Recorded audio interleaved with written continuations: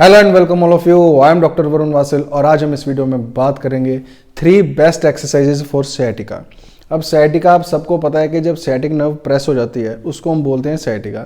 अब वो प्रेस होने के 3 कारण होते हैं। एक तो L4 L5 L5S1 पे जब वो उसका नर्व रूट निकलता है, उसके बाद अगर हमारा डिस्क बल्ज हो, स्टेनोसिस हो, यानी कि कॉज जो होता है वो स्टेनोसिस होता है।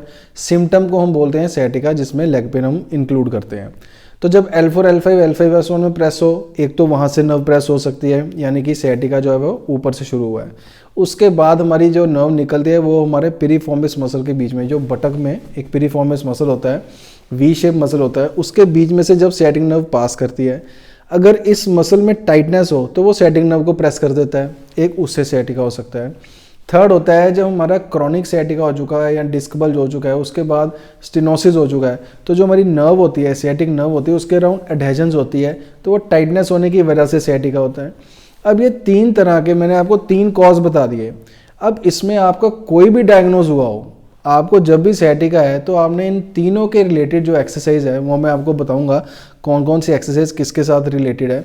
आपने जब भी sciatica होना है तो आपने ये तीनों एक्सरसाइज कर लेनी है, क्योंकि इसमें कोई भी स्पेसिफिकली आपको ये नहीं बता सकता कि आपका नर्व रूट कहाँ से, यानी कि जो sciatic नर्व है वो कहाँ से प्रेस हो रही है। कारण क्या है कि जब MRI करवाएंगे उसमें L4 L5 L5S1 का जो डिस्क बल्ज है वो आएगा ही आएगा।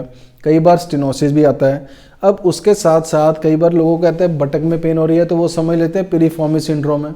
कहीं पे भी स्ट्रेचिंग करवाने जाएंगे, बटक टाइट होगा, वो मसल को स्ट्रेच करेंगे तो टाइटनेस निकलेगी तो उनको लगेगा ये पिरिफॉर्मिस मसल सिंड्रोम है।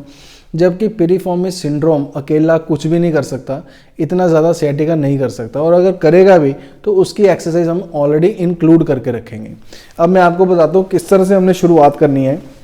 जब आपको लेग में पेन जा रहा है तो उसमें क्या हुआ, नर्व प्रेस हो रही है, तो आपने क्या करना है, इसमें sciatic नर्व के लिए एक एक्सरसाइज है जिसको हम hip knee bending, single hip knee bending बोलते हैं। ये ऑलमोस्ट क्रॉनिक बैक पेन में हमेशा काम आती है। अब अगर L4 L5 L5S1 में हमारी नर्व प्रेस हुई भी हो तो उसमें एक्सटेंशन तो हम करेंगे नहीं स्टेनोसिस की वजह से, उसमें हम करेंगे, ये मैं क्रॉनिक की बात कर रहा हूँ, एक्यूट की बात नहीं कर रहा। जब आपको मतलब 3 वीक से ऊपर हो चुका है प्रॉब्लम में, या आपको ज़्यादा टाइम हो चुका है, उसमें भी आपका लेग पेन नहीं खत्म हो रहा, तो उसमें हम ये एक्सरसाइज करते हैं। तो ये हो गई हमारी नी टू चेस्ट एक्सरसाइज। अब नी टू चेस्ट बार बार मैं बोलता हूँ, इसका मतलब ये नहीं है कि आपने चेस्ट को नी के साथ ऐसे लगाना ही है। कई लोग ऐसे उठ के लगाने लगते हैं, वो गलत है, ऐसा बिल्कुल नहीं करना। जहाँ तक आप अपना जा सकें और यहाँ पे स्ट्रेच आ जाए, बैक में आ जाए, बटक में आ जाए, वहाँ समझ लीजिए आपका स्ट्रेच कंप्लीट हो गया। वहाँ पे आपने छोड़ देना 5 सेकंड होल्ड करके। इसी तरह से दूसरी लेग का ज़रूर करना है।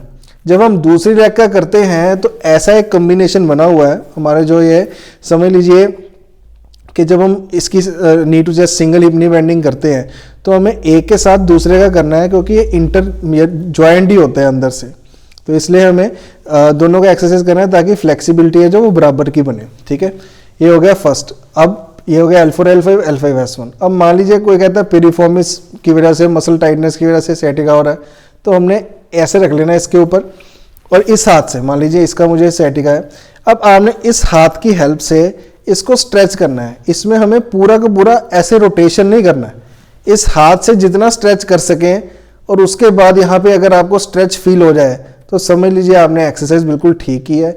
उसको होल्ड कीजिए, 5 to 10 सेकेंड होल्ड कीजिए और फिर रिलैक्स कीजिए।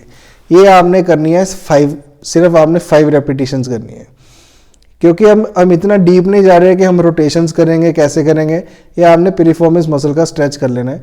कुछ लोग क्या करते हैं, इस तरह से भी स्ट्रेच करते हैं, ऐसे, वो गलत है, उसमें हिप नी बेंडिंग डबल हो जाती है, वो मैंने पिछली वीडियो में भी बताया था। आपने अगर इसको स्ट्रेच करना ही है तो इस तरह से करिए, जिसमें हम एक लेग फोल्ड रखेंगे और एक हमने यहाँ से अपने नी को पकड़ लिया और यहाँ से हमने अपने फुट को पकड़ लिया, तो इस तरह से स्ट्रेच करेंगे। पर ये अभी आप ना करिए तो ज़्यादा बेटर है, सिर्फ ये रोटेशन वाला पिरिफॉर्मिस का स्ट्रेच कर लीजिए तो वो ज़्यादा बेटर है। अब उसके बाद थर्ड जो मैं कह रहा कि नर्व टाइट हो जाती है, उसके लिए बड़ा ईजी है, पहले दोनों लेग्स फोल्ड कर लेनी है। फोल्ड करने का क्या मतलब है कि अगर हम सीधी करेंगे तो नर्व तो पहले टाइट है, उसको लंबा रूट लेना पड़ रहा है, तो जितनी एडहेजन्स है वो और इरिटेट होंगी और वो उसको वापस पुल बैक करेंगी, जिसकी वजह से पेन बढ़ेगा। तो आपने क्या करना है, इसको फोल्ड कर लिया, शॉर्टन कर लिया डिस्टेंस, उसके बाद यहीं से आपने नी को नीचे से पकड़ लिया, अपने थाई को पकड़ लिया नीचे से, इसमें हमने ऊपर से नहीं पकड़ना और इसको पुल नहीं करना, इसको 90 डिग्री पे रख के उसके बाद लोअर लेग को जितना उठा सकते हो उठा लिया, उसके बाद पैर को अपनी तरफ खींच लिया। अब ये क्या कर रहे हो आप, नर्व की जो एडहेजन्स है उसको ठीक करने के लिए आपने इस तरह से इसको एंकल पंप साथ में शुरू कर देना है। तो अब आप परफेक्ट सपोर्ट के सारे प्रोडक्ट सुकून फिजिकल थेरेपी की वेबसाइट पे जाके डायरेक्टली ऑर्डर कर सकते हैं। Back support pillow, cervical pillow या नी एक्सरसाइज के लिए जितने एक्सरसाइज प्रोडक्ट्स हैं वो सभी आप अपने हिसाब से इसको ऑर्डर कर सकते हैं। तो ये हमने इस तरह से 5 to 10 रेपिटेशंस कर लेनी है, ऐसे इसको पंप करते जाना है। इससे क्या होगा, जब आप पुल कर रहे हैं, खींच रहे हैं, तो ऐसे लगेगा जैसे हम कोई जो चीज़ फंसी हुई है उसको इस तरह से निकाल रहे हैं।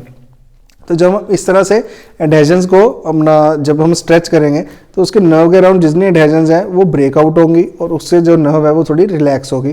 तो ये हमने जो स्ट्रेचिंग है इसको वैसे तो बटलर मोबिलाइजेशन बोला जाता है जब पर वो फिजियोथेरेपिस्ट करते हैं। अगर आपने सेल्फ करना है तो ये बटलर मोबिलाइजेशन नहीं है, क्योंकि वो पैसिवली होती है जिसमें हम मोबिलाइजेशन देते हैं सेटिंग नर्व की, पर ये आप मैनुअली खुद से कर सकते हैं। तो सेल्फ एक्सरसाइज करने के लिए हमें इस तरह से जो मैंने आपको बताया है लेग को रेज करके पैर को इस तरह से स्ट्रेच करना है। तो ये हो गई हमारी थर्ड एक्सरसाइज। तो अब ये 3 एक्सरसाइज जो है ये क्रॉनिक साइटिका में आप कर सकते हैं। अब मैं इसलिए आपको बता रहा हूँ क्योंकि किसी के पास इतना कई बार टाइम नहीं होता डायग्नोज करने का भी, और मान लीजिए कई बार डायग्नोज ओवरलैप भी होता है जब हमारी कंडीशन बहुत पुरानी हो चुकी होती है, क्योंकि उसमें मल्टीपल चीज़ें शुरू हो चुकी होती हैं। तो इसलिए इतना स्पेसिफिक नहीं होना होता कि मुझे क्या हुआ है, कैसे हुआ है, क्यों हुआ है। जब पुरानी कंडीशन हो जाती है ना तो उसमें यह होता है कि ठीक कैसे करना है, इसको कैसे मैं ठीक हो सकता हूँ, इसके ऊपर फोकस कीजिए।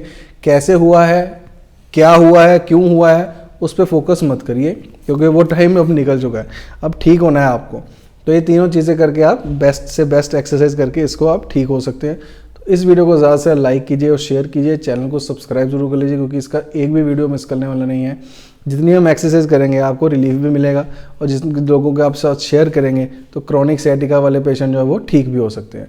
और चैनल को सब्सक्राइब करने के साथ साथ हमारा जो वेबसाइट है sukoonphysicaltherapy.com, वहाँ पे जाके आप हमारा वेबसाइट पे कोई भी जो प्रोडक्ट है बैक के रिलेटेड, नी के रिलेटेड, उसको ऑर्डर कर सकते हैं, या नीचे लिखे नंबर पे जाके भी आप मुझसे फ़ोन कंसल्टेशन पे डिस्कस कर सकते हैं अपनी MRI को लेके, अपने प्रॉब्लम को लेके। ये पेड फीस है, इसकी थोड़ी छोटी सी फीस है, ये पेड सर्विस है। तो इसको आप नीचे लिखे नंबर पे जाके अपॉइंटमेंट बुक कर सकते हैं, जिससे आप 1-to-1 मुझसे कंसल्ट कर सकते हैं।